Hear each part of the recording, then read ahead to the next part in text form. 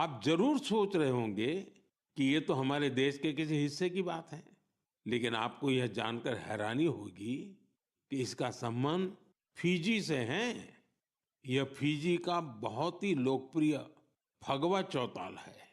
ये गीत और संगीत हर किसी में जोश भर देता है।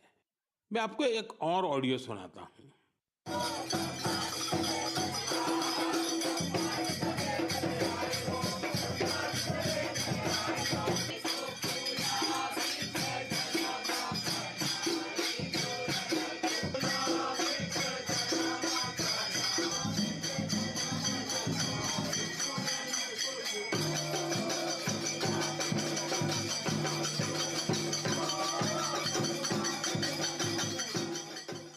ये ऑडियो सूरीनाम का चौताल है।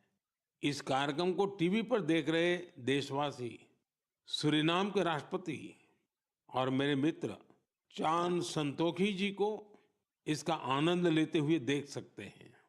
बैठक और गानों की यह परंपरा त्रिनिदाद एंड टोबैगो में भी खूब लोकप्रिय है। इन सभी देशों में लोग रामायण खूब पढ़ते हैं।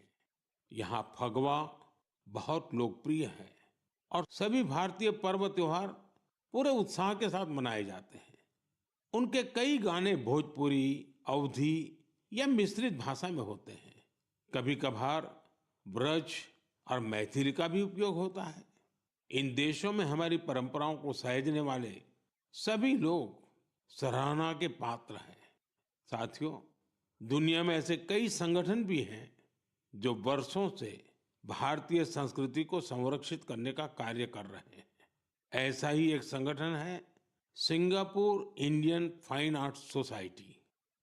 भारतीय नृत्य, संगीत और संस्कृति को संरक्षित करने में जुटे इस संगठन ने अपने गौरवशाली 75 साल पूरे किए हैं। इस अवसर से जुड़े कार्यक्रम में सिंगापुर के राष्ट्रपति श्रीमान थरमन शनमुगारत्नम जी गेस्ट ऑफ ऑनर थे। उन्होंने इस ऑर्गेनाइजेशन के प्रयासों की खूब सराहना की। मैं इस टीम को अपनी ढेर सारी शुभकामनाएं देता हूं। साथियों, मन की बात में हम देशवासियों की उपलब्धियों के साथ ही अक्सर सामाजिक विषयों को भी उठाते हैं। कई बार चुनौतियों पर भी चर्चा होती है। इस बार मन में मैं एक ऐसी चुनौती के बारे में बात करना चाहता हूं जो सीधे हम सब से जुड़ी हुई है। ये चुनौती है टेक्सटाइल वेस्ट की। आप सोच रहे होंगे, ये टेक्सटाइल वेस्ट क्या नई बला आ खड़ी हुई है? दरअसल टेक्सटाइल वेस्ट पूरी दुनिया के लिए नई चिंता की एक बड़ी वजह बन गया है। आजकल दुनिया भर में पुराने कपड़ों को जल्द से जल्द हटाकर नए कपड़े लेने का चलन बढ़ रहा है। क्या आपने सोचा है कि जो पुराने कपड़े आप पहनना छोड़ देते हैं, उनका क्या होता है? यही टेक्सटाइल वेस्ट बन जाता है। इस विषय में बहुत सारी ग्लोबल रिसर्च हो रही है। एक रिसर्च में ये सामने आया है, सिर्फ 1% से भी कम टेक्सटाइल वेस्ट को नए कपड़ों में रिसाइकिल किया जाता है। 1% से भी कम। भारत दुनिया का तीसरा ऐसा देश है जहां सबसे ज्यादा टेक्सटाइल वेस्ट निकलता है। यानी चुनौती हमारे सामने भी बहुत बड़ी है। लेकिन मुझे खुशी है कि हमारे देश में इस चुनौती से निपटने के लिए कई सराहनीय प्रयास किए जा रहे हैं। कई भारतीय स्टार्टअप्स ने टेक्सटाइल रिकवरी फैसिलिटीज पर काम शुरू किया है। कई ऐसी टीमें हैं जो कचरा बीनने वाले हमारे भाई बहनों के सशक्तिकरण के लिए भी काम कर रही हैं। कई युवा साथी सस्टेनेबल फैशन के प्रयासों में जुड़े हैं। वे पुराने कपड़ों और जूते चप्पलों को रिसाइकल कर जरूरतमंदों तक पहुंचाते हैं। टेक्सटाइल वेस्ट से सजावट की चीजें, हैंडबैग, स्टेशनरी और खिलौने जैसी कई वस्तुएं बनाई जा रही हैं। कई संस्थाएं आजकल सर्कुलर फैशन ब्रांड को पॉपुलर बनाने में जुटी हैं। नए नए रेंटल प्लेटफॉर्म भी खुल रहे हैं, जहां डिजाइनर कपड़े किराए पर मिल जाते हैं। कुछ संस्थाएं पुराने कपड़े लेकर उसे दोबारा उपयोग करने लायक बनाती हैं और गरीबों तक पहुंचाती हैं। साथियों, टेक्सटाइल वेस्ट से निपटने में कुछ शहर भी अपनी नई पहचान बना रहे हैं। हरियाणा का पानीपत टेक्सटाइल रिसाइकलिंग के ग्लोबल हब के रूप में उभर रहा है। बेंगलुरु भी इनोवेटिव टेक्स सॉल्यूशंस से अपनी एक अलग पहचान बना रहा है। यहाँ आधे से ज्यादा टेक्सटाइल वेस्ट को जमा किया जाता है, जो हमारे दूसरे शहरों के लिए भी एक मिसाल है। इसी प्रकार तमिलनाडु का तिरुपुर वेस्ट वाटर ट्रीटमेंट और रिन्यूएबल एनर्जी के माध्यम से टेक्सटाइल वेस्ट मैनेजमेंट में जुटा हुआ है। मेरे प्यारे देशवासियों, आज फिटनेस के साथ साथ काउंट का बड़ा रोल हो गया है। एक दिन में कितने स्टेप्स चले, इसका काउंट। एक दिन में कितनी कैलोरीज खाई, इसका काउंट। कितनी कैलोरीज बर्न की, इसका काउंट। इतने सारे काउंट्स के बीच एक और काउंटडाउन शुरू होने वाला है, इंटरनेशनल योगा डे का काउंटडाउन। योग दिवस में अब 100 दिन से भी कम समय रह गया है। अगर आपने अपने जीवन में अब तक योगा को शामिल नहीं किया है, तो अब जरूर कर लीजिए, अभी देर नहीं हुई है। 10 साल पहले 21 जून 2015 को पहला अंतर्राष्ट्रीय योग दिवस मनाया गया था। अब तो इस दिन ने योग के एक विराट महोत्सव का रूप ले लिया है। मानवता को भारत की ओर से यह एक ऐसा अनमोल उपहार है जो भविष्य की पीढ़ी के बहुत काम आने वाला है। साल 2025 के योग दिवस की थीम रखी गई है, yoga for one earth one health. यानी हम योग के जरिए पूरे विश्व को स्वस्थ बनाने की कामना करते हैं।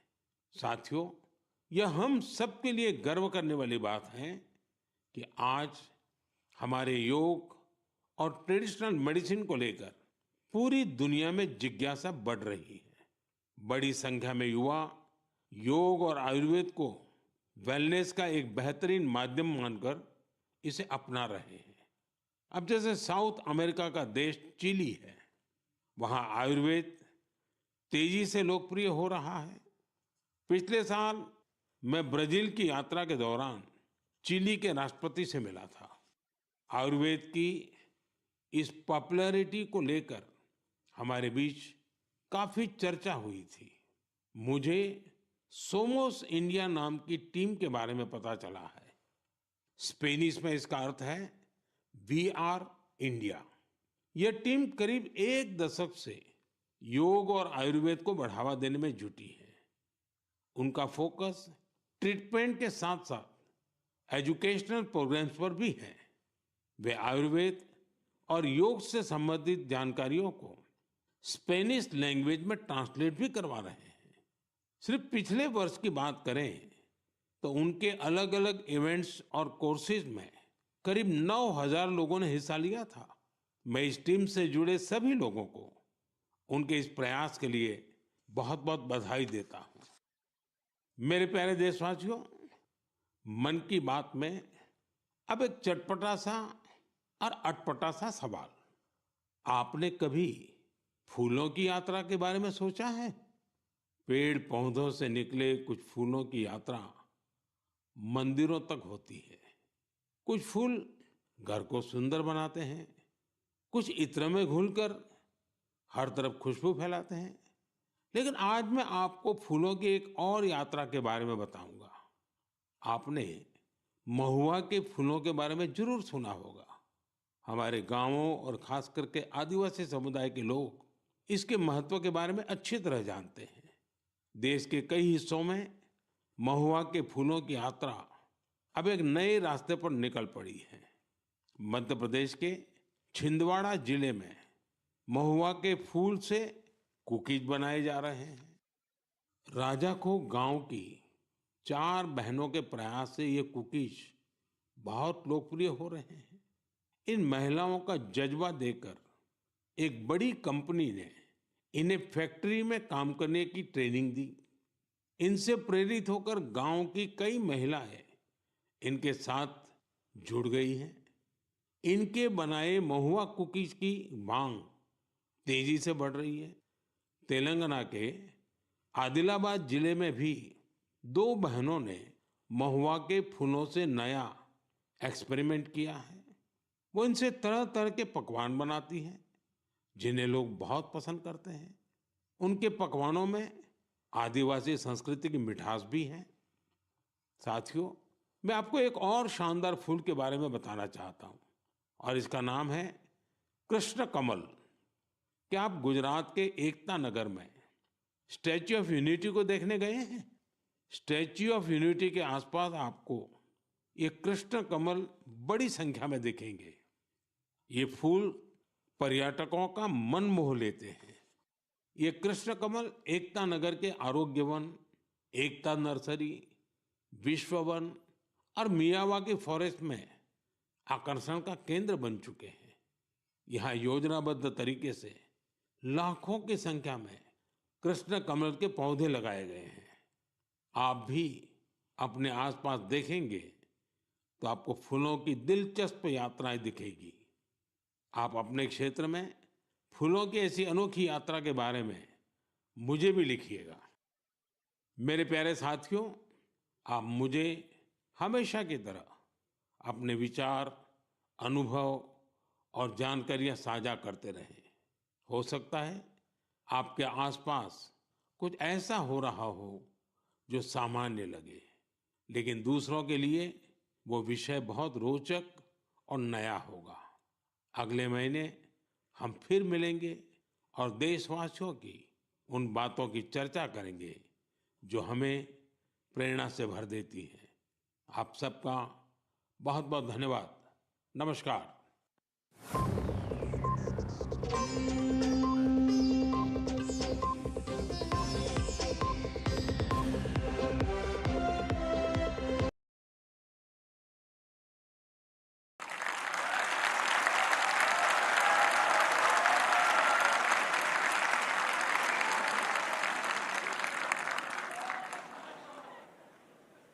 श्रीमान रामेश्वर गारू जी, रामू जी, वरुण दास जी, टीवी 9 की पूरी टीम, मैं आपके नेटवर्क के सभी दर्शकों का, यहां उपस्थित सभी महानुभावों का अभिनंदन करता हूं। इस समिट के लिए बधाई देता हूं। टीवी 9 नेटवर्क का विशाल रीजनल ऑडियंस है और अब तो टीवी 9 का एक ग्लोबल ऑडियंस भी तैयार हो रहा है।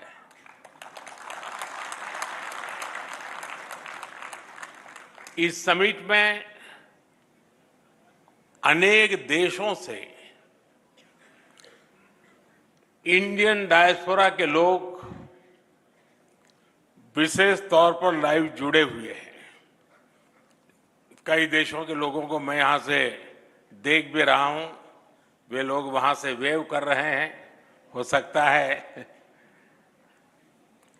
मैं सभी को शुभकामनाएं देता हूं।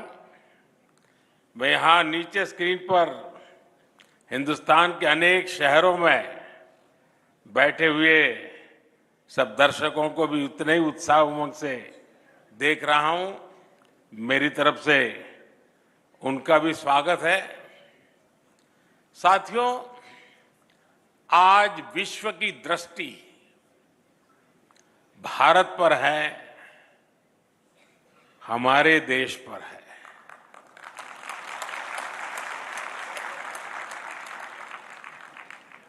दुनिया में आप किसी भी देश में जाएं,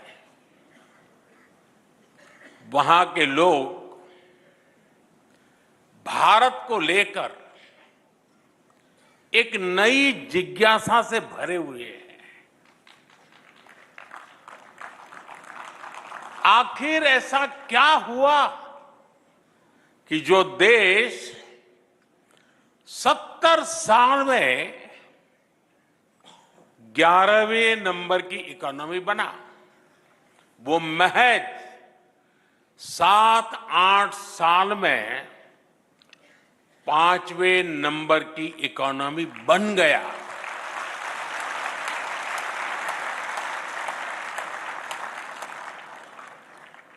अभी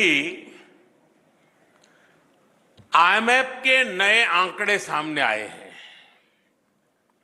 वो आंकड़े कहते हैं कि भारत दुनिया की एकमात्र मेजर इकोनॉमी है जिसने 10 वर्षों में अपने जीडीपी को डबल किया है।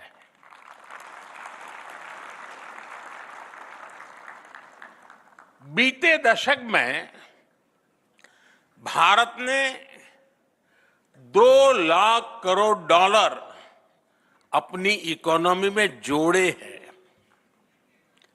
जीडीपी का डबल होना सिर्फ आंकड़ों का बदलना मात्र नहीं है, इसका इंपैक्ट देखिए।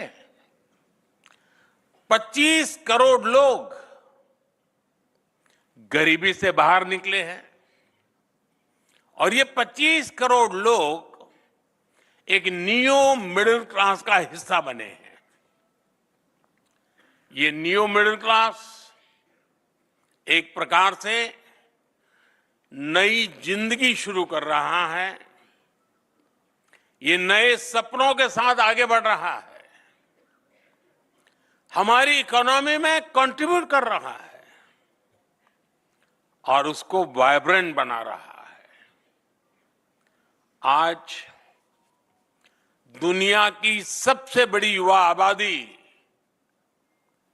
हमारे भारत में है। ये युवा तेजी से स्किल्ड हो रहा है, इनोवेशन को गति दे रहा है और इन सब के बीच भारत की फॉरेन पॉलिसी का मंत्र बन गया है इंडिया फर्स्ट।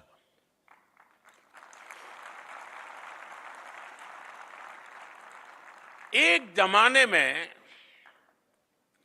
भारत की पॉलिसी थी सबसे समान रूप से दूरी बनाकर चलो,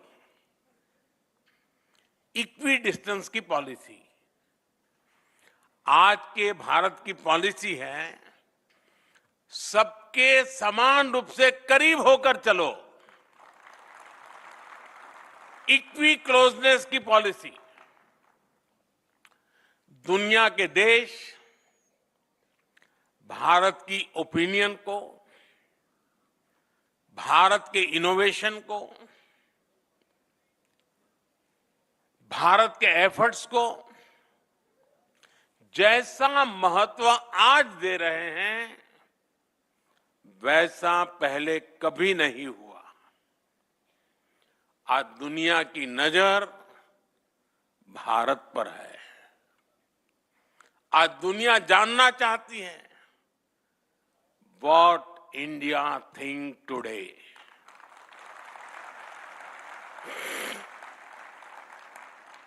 साथियों, भारत आज वर्ल्ड ऑर्डर में सिर्फ पार्टिसिपेट ही नहीं कर रहा, बल्कि फ्यूचर को शेप और सिक्योर करने में योगदान दे रहा है। दुनिया ने ये कोरोना काल में अच्छे से अनुभव किया है। दुनिया को लगता था कि हर भारतीय तक वैक्सीन पहुंचने में ही कई साल लग जाएंगे, लेकिन भारत ने हर आशंका को गलत साबित किया। हमने अपनी वैक्सीन बनाई, हमने अपने नागरिकों का तेजी से वैक्सीनेशन कराया और दुनिया के 150 से अधिक देशों तक दवाएं और वैक्सीन भी पहुंचाई। आज दुनिया, और जब दुनिया संकट में थी, तब भारत की ये भावना दुनिया के कोने कोने तक पहुंची कि हमारे संस्कार क्या है, हमारा तौर तरीका क्या है।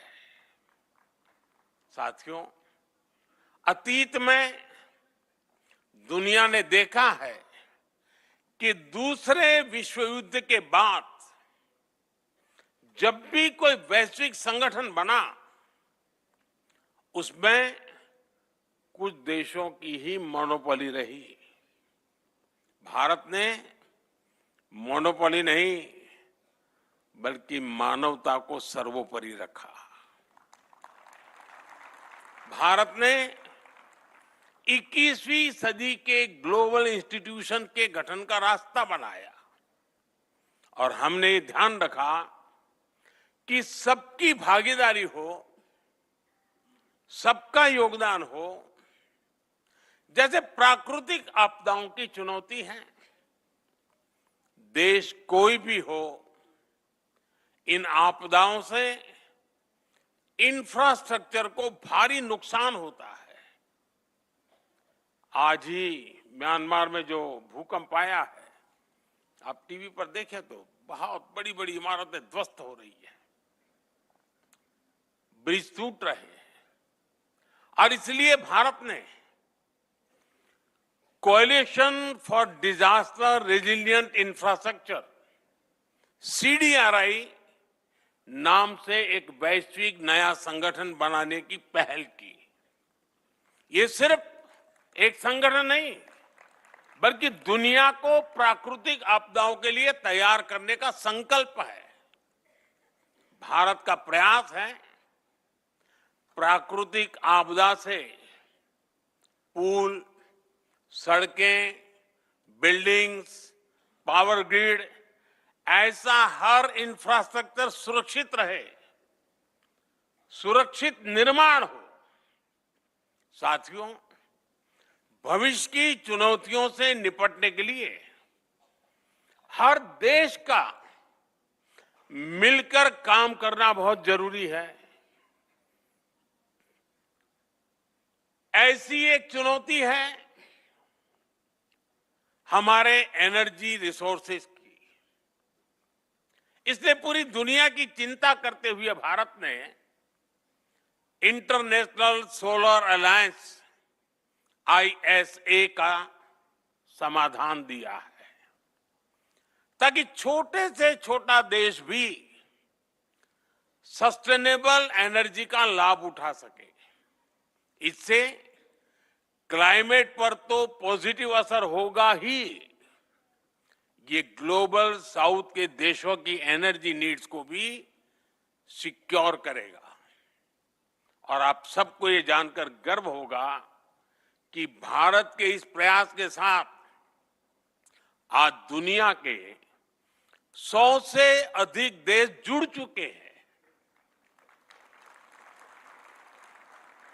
साथियों, बीते कुछ समय से दुनिया ग्लोबल ट्रेड में असंतुलन और लॉजिस्टिक्स से जुड़ी चैलेंजेस का सामना कर रहा है। इन चुनौतियों से निपटने के लिए भी भारत ने दुनिया के साथ मिलकर नए प्रयास शुरू किए हैं। India middle east Europe economic corridor IMEC ऐसा ही एक महत्वाकांक्षी प्रोजेक्ट है। ये प्रोजेक्ट कॉमर्स और कनेक्टिविटी के माध्यम से एशिया, यूरोप और मिडिल ईस्ट को जोड़ेगा। इससे आर्थिक संभावनाएं तो बढ़ेगी ही, दुनिया को अल्टरनेटिव ट्रेड रूट्स भी मिलेंगे। इससे ग्लोबल सप्लाई चेन भी और मजबूत होगी। साथियों, ग्लोबल सिस्टम्स को अधिक पार्टिसिपेटिव, अधिक डेमोक्रेटिक बनाने के लिए भी भारत ने अनेक कदम उठाए हैं और यहीं पर ही भारत मंडपम में G20 समिट हुई थी। उसमें अफ्रीकन यूनियन को G20 का परमानेंट मेंबर बनाया गया है। ये बहुत बड़ा ऐतिहासिक कदम है। इसकी मांग लंबे समय से हो रही थी, जो भारत की प्रेसिडेंसी में पूरी हुई। आज ग्लोबल डिसीजन मेकिंग इंस्टीट्यूशंस में भारत ग्लोबल साउथ के देशों की आवाज बन रहा है। इंटरनेशनल योगा डे,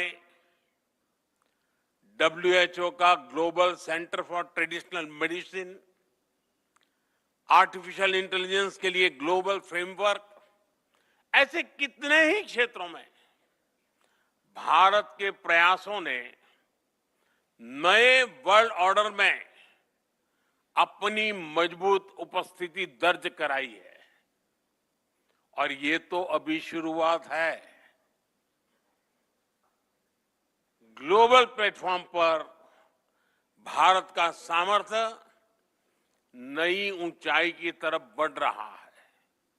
साथियों, 21वीं सदी के 25 साल बीत चुके हैं।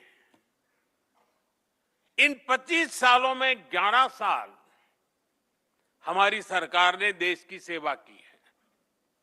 और जब हम व्हाट इंडिया थिंक्स टुडे उससे जुड़ा सवाल उठाते हैं, तो हमें ये भी देखना होगा कि पास्ट में क्या सवाल थे, क्या जवाब थे। इससे टीवी 9 के विशाल दर्शक समूह को भी अंदाजा होगा कि कैसे हम आत्मनिर्भरता से आत्मनिर्भरता तक, एस्पिरेशन से अचीवमेंट तक, डिस्परेशन से डेवलपमेंट तक पहुंचे हैं।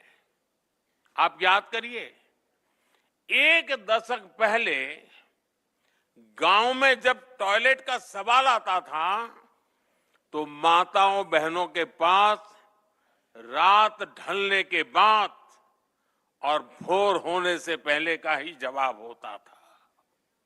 आज उसी सवाल का जवाब स्वच्छ भारत मिशन से मिलता है।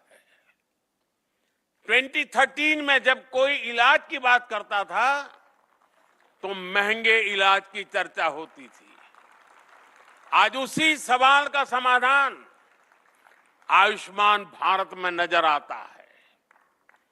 2013 में किसी गरीब की रसोई की बात होती थी तो धुएं की तस्वीर सामने आती थी। आज उसी समस्या का समाधान उज्ज्वला योजना में दिखता है। 2013 में महिलाओं से बैंक खाते के बारे में पूछा जाता था तो वो चुप्पी साध लेती थी। आज जनधन योजना के कारण 30 करोड़ से ज्यादा बहनों का अपना बैंक अकाउंट है। 2013 में पीने के पानी के लिए कुएं और तालाबों की तक जाने की मजबूरी थी। आज उसी मजबूरी का हल हर घर नल से जल योजना में मिल रहा है। यानी सिर्फ दशक नहीं बदला, बल्कि लोगों की जिंदगी बदली है। और दुनिया भी इस बात को नोट कर रही है, भारत के डेवलपमेंट मॉडल को स्वीकार रही है। आज भारत सिर्फ नेशन ऑफ ड्रीम्स नहीं, बल्कि नेशन दैट डिलीवर्स भी है। साथियों, जब कोई देश अपने नागरिकों की सुविधा और समय को महत्व देता है, तब उस देश का समय भी बदलता है। यही आज हम भारत में अनुभव कर रहे हैं। मैं आपको एक उदाहरण देता हूं। पहले पासपोर्ट बनवाना कितना बड़ा काम था, ये आप जानते हैं। लंबी वेटिंग, बहुत सारे कॉम्प्लेक्स डॉक्यूमेंटेशन का प्रोसेस, अक्सर राज्यों की राजधानी में ही पासपोर्ट केंद्र होते थे। छोटे शहरों के लोगों को पासपोर्ट बनवाना होता था तो एक दो दिन कहीं ठहरने का इंतजाम करके चलते थे। अब वो हालात पूरी तरह बदल गया है। एक आंकड़े पर आप ध्यान दीजिए, पहले देश में सिर्फ 77 पासपोर्ट सेवा केंद्र थे, आज इनकी संख्या 550 से ज्यादा हो गई है। पहले पासपोर्ट बनवाने में, और मैं 2013 के पहले की बात करूं, मैं पिछली शताब्दी की बात नहीं कर रहा हूं, पासपोर्ट बनवाने में जो वेटिंग टाइम 50 दिन तक होता था वो अब 5-6 दिन तक सिमट गया है। साथियों, ऐसी ही ट्रांसफॉर्मेशन हमने बैंकिंग इंफ्रास्ट्रक्चर में भी देखा है। हमारे देश में 50-60 साल पहले बैंकों का नेशनलाइजेशन किया गया, ये कहकर कि इससे लोगों को बैंकिंग सुविधा सुलभ होगी। इस दावे की सच्चाई हम जानते हैं। हालत ये थी कि लाखों गांवों में बैंकिंग की कोई सुविधा ही नहीं थी। हमने स्थिति को भी बदला है। ऑनलाइन बैंकिंग तो हर घर में पहुंचाई है। आज देश के हर 5 किलोमीटर के दायरे में कोई न कोई बैंकिंग टच पॉइंट जरूर है। और हमने सिर्फ बैंकिंग इंफ्रास्ट्रक्चर का ही दायरा नहीं बढ़ाया, बल्कि बैंकिंग सिस्टम को भी मजबूत किया। आज बैंकों का एनपीए बहुत कम हो गया है। आज बैंकों का प्रॉफिट 1,40,000 करोड़ रुपए के नए रिकॉर्ड को पार कर चुका है। और इतना ही नहीं, जिन लोगों ने जनता को लूटा है उनको भी अब लूटा हुआ धन लौटाना पड़ रहा है। जिस ईडी को दिन रात गालियां दी जा रही है, ईडी ने 22,000 करोड़ रुपए से अधिक वसूले हैं। ये पैसा कानूनी तरीके से उन पीड़ितों तक वापस पहुंचाया जा रहा है जिनसे ये पैसा लूटा गया था। साथियों, एफिशिएंसी से गवर्नमेंट इफेक्टिव होती है। कम समय में ज्यादा काम हो, कम रिसोर्सेज में अधिक काम हो, फिजूल खर्ची ना हो, रेड टैप के बजाय रेड कारपेट पर बल हो। जब कोई सरकार ये करती है तो समझिए वो देश के संसाधनों को रिस्पेक्ट दे रही है। और पिछले 11 साल से हमारी सरकार की बड़ी प्राथमिकता रहा है। मैं कुछ उदाहरणों के साथ अपनी बात बताऊंगा। साथियों, अतीत में हमने देखा है कि सरकारें कैसे ज्यादा से ज्यादा लोगों को मिनिस्ट्रीज में एकोमोडेट करने की कोशिश करती थी, लेकिन हमारी सरकार ने अपने पहले कार्यकाल में ही कई मंत्रालयों का विलय कर दिया। आप सोचिए, अर्बन डेवलपमेंट अलग मंत्रालय था और housing and urban poverty alleviation अलग मंत्रालय था। हमने दोनों को मर्ज करके हाउसिंग एंड अर्बन अफेयर्स मंत्रालय बना दिया। इसी तरह मिनिस्ट्री ऑफ ओवरसीज अफेयर्स अलग था, विदेश मंत्रालय अलग था। हमने इन दोनों को भी एक साथ जोड़ दिया। पहले जल संसाधन नदी विकास मंत्रालय अलग था और पेयजल मंत्रालय अलग था। हमने इन्हें भी जोड़कर जल शक्ति मंत्रालय बना दिया।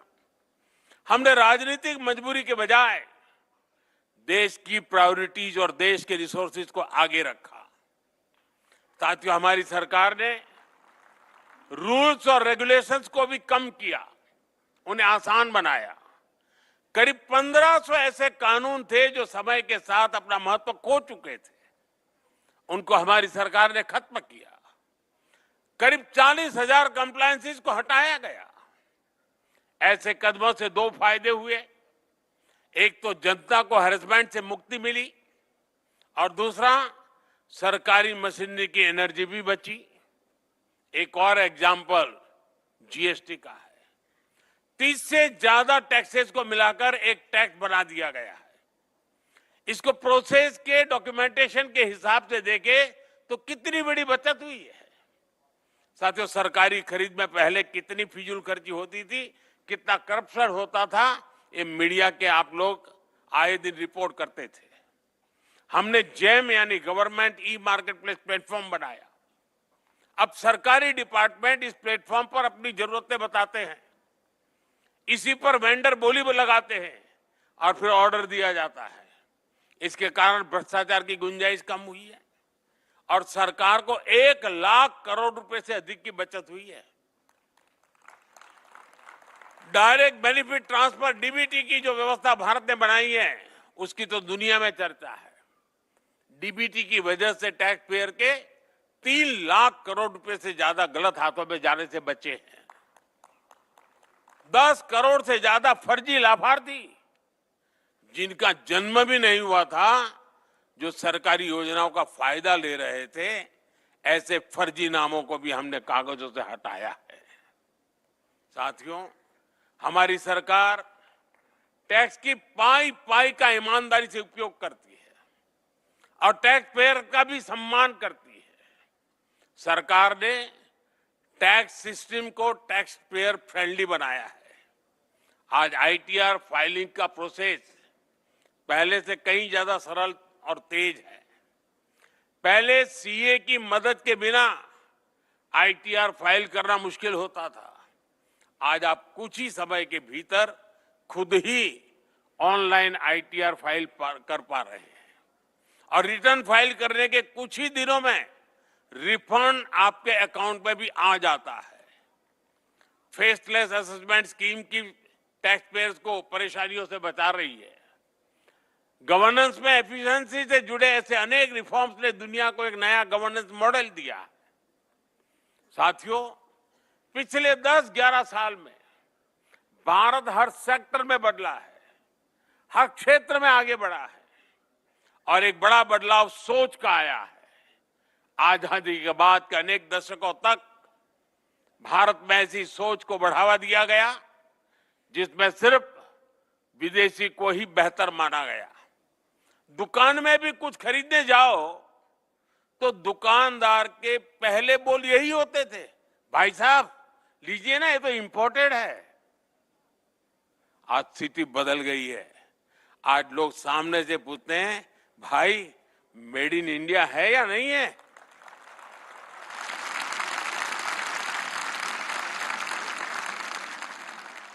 साथियों, आज हम भारत की मैन्युफैक्चरिंग एक्सेलेंसी का एक नया रूप देख रहे हैं।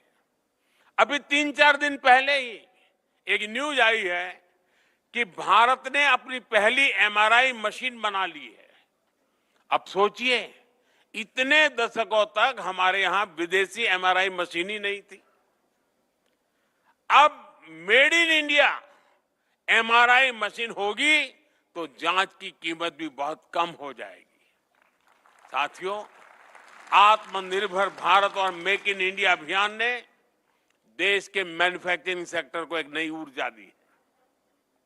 पहले दुनिया भारत को ग्लोबल मार्केट कहती थी, आज वही दुनिया भारत को एक बड़े मैन्युफैक्चरिंग हब के रूप में देख रही है।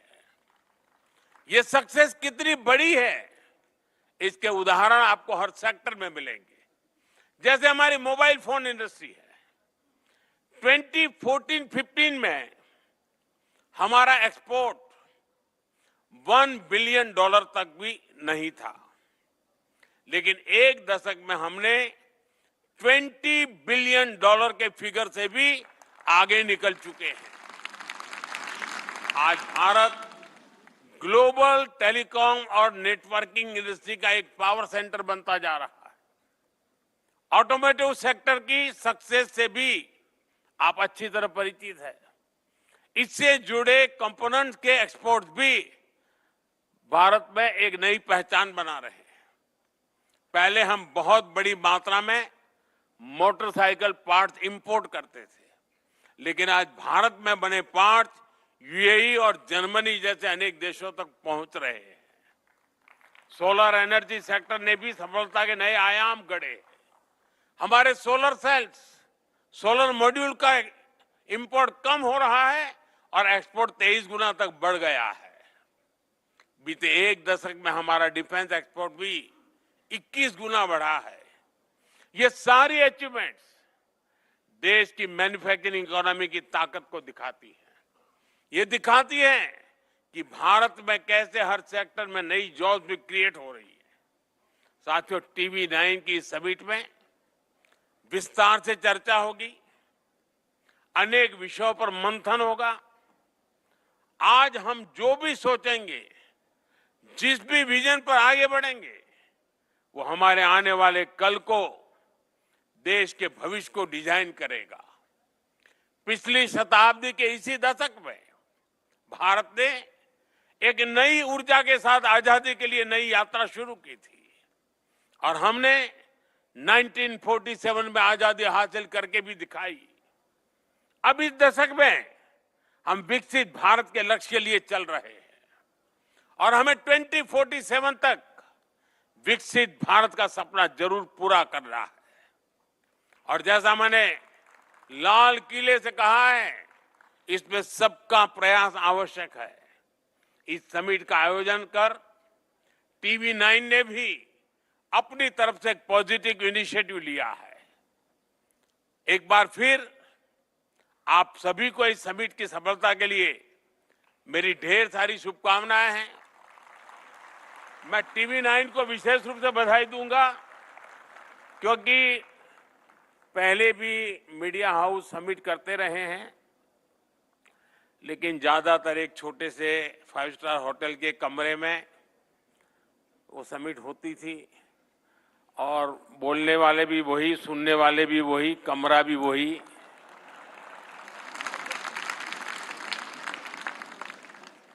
TV9 ने इस परंपरा को तोड़ा और ये जो मॉडल पेश किया है, 2 साल के भीतर भीतर देख लेना, सभी मीडिया हाउस को यही करना पड़ेगा। यानी TV9 थिंक्स टुडे, वो भाग्यों के लिए रास्ता खोल देगा। मैं इस प्रयास के लिए बहुत बहुत अभिनंदन करता हूं आपकी पूरी टीम को। और सबसे बड़ी खुशी की बात है कि आपने इस इवेंट को एक मीडिया हाउस की भलाई के लिए नहीं, देश की भलाई के लिए आपने उसकी रचना की। 50,000 से ज्यादा नौजवानों के साथ एक मिशन मोड में बातचीत करना, उनको जोड़ना, उनको मिशन से साथ जोड़ना और उसमें से जो बच्चे सिलेक्ट होकर के आए उनकी आगे की ट्रेनिंग की चिंता करना, ये अपने आप में बहुत अद्भुत काम है। मैं आपको बहुत बधाई देता हूं। जिन नौजवानों से मुझे यहाँ फोटो निकलवाने का मौका मिला है, मुझे भी खुशी हुई कि देश के होनहार लोगों के साथ मैं अपनी फोटो निकलवा पाया।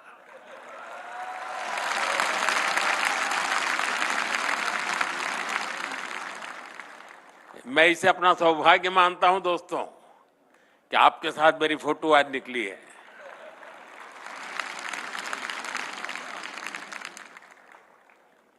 और मुझे पक्का विश्वास है कि सारी युवा पीढ़ी जो मुझे दिख रही है, 2047 में जब देश विकसित भारत बनेगा, सबसे ज्यादा बेनिफिशियरी आप लोग हैं।